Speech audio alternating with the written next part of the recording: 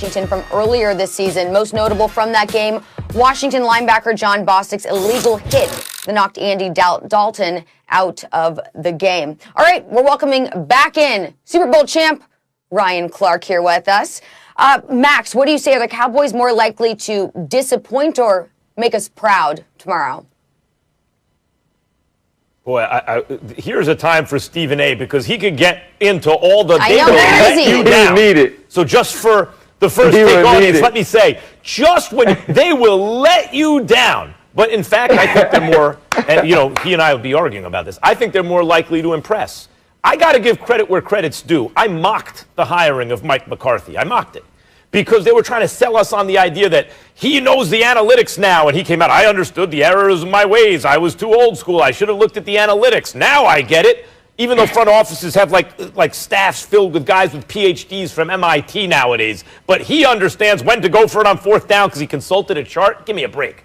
That was just a way to package him to the fans because Jerry Jones doesn't want a coach who's going to get credit if they win. He doesn't want a coach who will actually push back against him, right? So that's why Mike McCarthy was hired. No one was beating down Mike McCarthy's door. He lost his job with Aaron Rodgers in Green Bay. That's how the game had passed him by. So I mocked the hiring, and early on I laughed at it, right? And as they were doing poorly, I said, "See, this is Mike McCarthy." But I must give credit where credit's due. I like what I've seen from McCarthy recently. You don't win a Super Bowl without being like the CEO of the franchise, right? Well, maybe if you're Ditka and you have Buddy Ryan, but like otherwise, you really have to be the guy and have some kind of organizational talent. And he won a Super Bowl. Yes, he had Aaron Rodgers, but he's a Super Bowl winning coach. And he's starting to show why, I think, Ryan. I started to see it in the Eagles game. And they lost by 2 touchdowns. But early in that game, with nothing. Like their whole offensive line, which was the strength of the team for years, they've spent like 4 out of 5 years first-round picks on the offensive line. Everyone talks about it. They put their draft picks where their mouth was, right? And they had this great offensive line. That was the key to their team. They're all gone. It's done. The offensive line that we used to know is gone. And it's not coming back for the most part. So that's gone. He didn't have that. The defense we all know about, right? And he didn't have his quarterback or his backup quarterback at the time. And I saw them come out against the Cowboys early, march right down the field. And I thought, okay, that's a well-coached team. That's a team that's ready. They just didn't have enough. They got beaten by the Eagles. I get it. And then what happened? They played the Steelers, the undefeated Steelers. They gave them a tough game. They played the Steelers very competitively. Now, that rivalry in terms, those are the two out-of-market teams that this country used to root for. Either a Steelers fan if you had a soul, or a Cowboys fan if you were a front runner without a soul, right? If those were the two out-of-market teams when I was a kid, because they used to win Super Bowls in the 70s. So I get it. It's kind of a rivalry, and maybe the Cowboys just played up to that, but they looked well coached to me again. And then they beat the Vikings. And let me tell you something about Minnesota. Minnesota was on a 3-game winning streak against the NFC North rivals. They beat the whole NFC North. Now, that includes the Lions, yes, but also the Bears in that defense and also the Packers.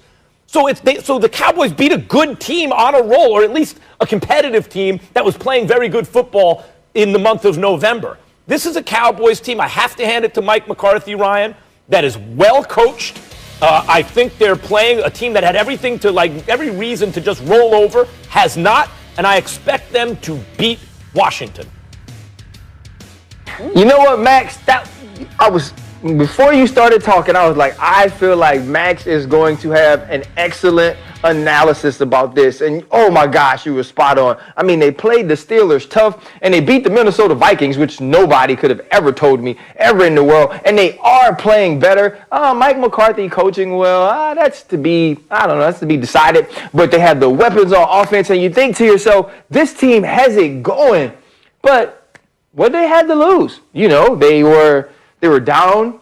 Nobody was expecting them to win the NFC East anymore. Everybody had said the Eagles were going to do it. And now, all of a sudden, the Dallas Cowboys on Thanksgiving Day, where they play all the time and they continue to be the gift that keeps on giving, have expectations. And they have goals. And they can actually win the NFC East. And as I was sitting here, I don't know if somebody placed Stephen A's seat under me. And you know how Stephen A, he got that little joint that he sit behind his back so he could seem tall, you know what I mean? Because you know his legs high and his waist high, but his torso real short. So he put that thing behind him so he could look tall. And I thought to myself, I felt like Stephen A jumped into my body and said, RC, they gonna mess it up.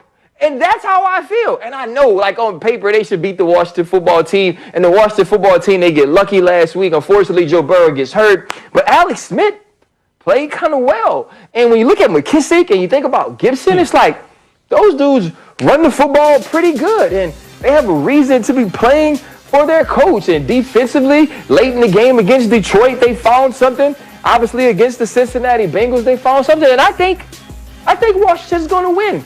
Because the thing was, will they make you proud? One, we will never be proud of the Dallas Cowboys, no matter who you are. You won't be proud, Max. I won't be proud.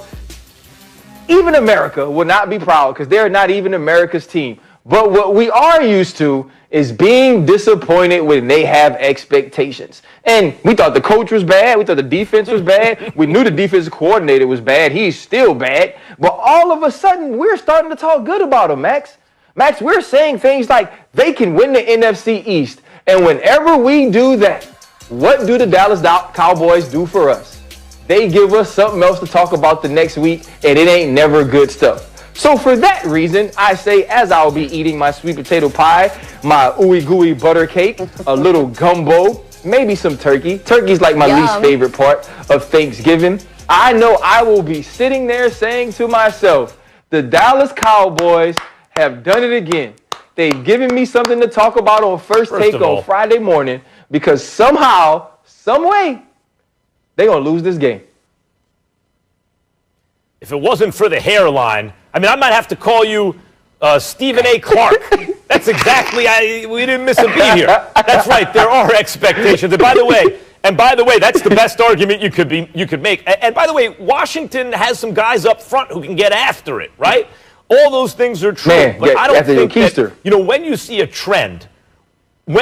trend in a certain direction, like I was talking about the way they were coached after the Eagles game, which again, they only scored 9 points. They lost by 2 touchdowns. But I thought, nope, I see something happening here. And then it continued. They played the Steelers better. And then it continued. They beat the Vikings. This is a team that is trending in the right direction.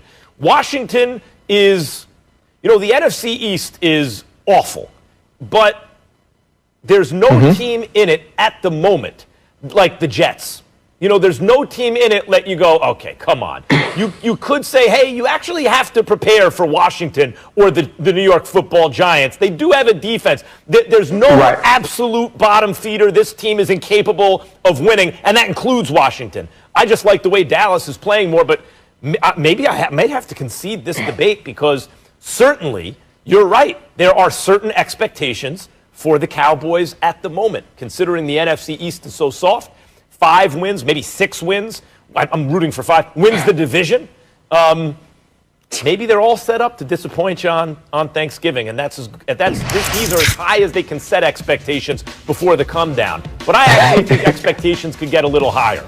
I think expectations around Christmas, like give it a couple more weeks, let them get to the point where they're going to win the division, and then they fall flat. No, I think it's a little early. The thing is, right? See. Well, the thing is, like, we can't wait till Christmas now. It's 2020. You need to get disappointed on other holidays. And what better holiday to be disappointed on than Thanksgiving when you can go stress eat afterwards? What's up with the turkey This is the perfect time for the Dallas Cowboys to show us who they truly are. Andy Dalton played well, but when you think back to the game, Andy Dalton threw the ball right to Boyd, and he just dropped it. The game's supposed to be over. It's supposed to be an interception in the end zone, give the ball back to Kirk Cousins and the Minnesota Vikings. And so there still are those little things that happen in that game, which have to happen for teams to win, right? Justin Jefferson, who's barely dropped the ball all season, drops a sure first down conversion on second down, which leads to the fourth down incomplete pass. And so all of these little things happen to set us up for this week. To make Jerry Jones start to feel good about hiring Mike McCarthy, for this defense to start to feel good, which they got some people healthy, right? Van Der Esch or Awuzie. But I still think that tomorrow, Alex Smith and Washington find a way to win, and we'll be disappointed in the Cowboys again. I noticed this. I noticed this year more has and more. been The really turkey just slander around Thanksgiving. I notice it more and more, guys, and I don't like it. I'm a